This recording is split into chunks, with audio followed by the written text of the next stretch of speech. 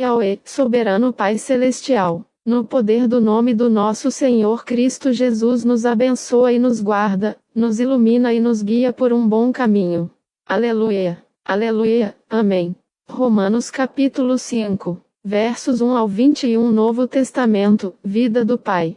Portanto, sendo feitos justos através da nossa fé, tenhamos paz com Deus mediante o nosso Senhor Jesus, o ungido, por meio de quem também temos acesso pela fé a essa graça, através da qual estamos firmados. Por isso, nos regozijamos na esperança de receber a glória de Deus. E não somente isso, mas também nos regozijamos em nossas aflições, sabendo que a aflição produz persistência. E a persistência, o caráter comprovado. E o caráter comprovado produz esperança. E a esperança não nos decepciona. Porque o amor de Deus tem sido derramado em nossos corações pelo Espírito Santo que foi dado a nós. Porque, enquanto estávamos ainda sem força para viver sem pecar, no momento certo, o ungido morreu pelos ímpios. É uma coisa rara que alguém morra por um justo. É ainda menos provável que alguém tenha a coragem de morrer por um homem meramente bom.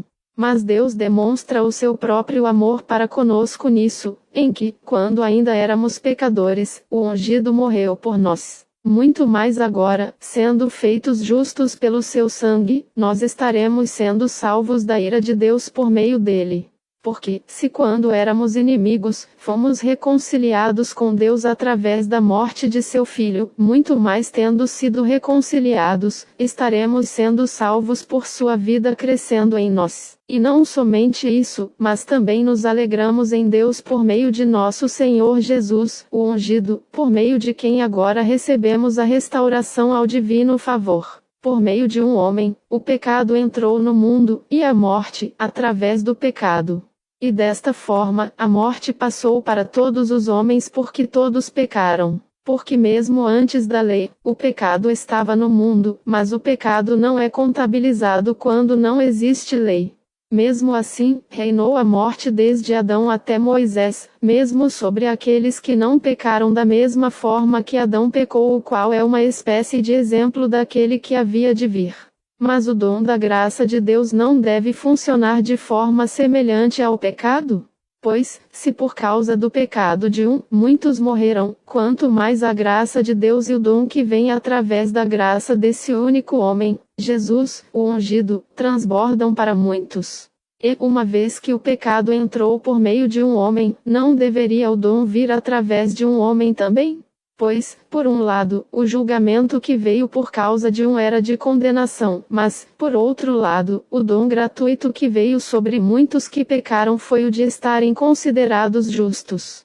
Porque, se pelo um pecado, a morte reinou sobre todos por causa de uma pessoa, quanto mais os que recebem a abundância da graça e o dom da justiça reinarão pela vida de Deus por meio de o próprio Jesus, o ungido. Pois, assim como por um pecado veio o juízo sobre todos os homens, da mesma forma, através de um ato justo, tornar-se justo diante de Deus através da operação de sua vida ficou disponível a todos os homens. Logo, como muitos foram feitos pecadores pela desobediência de um homem, muitos serão feitos justos por meio da obediência de um. A lei interveio para que o pecado fosse mostrado como sendo abundante. Mas onde o pecado era abundante, a graça foi mais abundante ainda. Isso é para que, como o pecado reinou produzindo a morte, mais ainda a graça pudesse reinar, produzindo retidão, o resultado da vida eterna de Deus.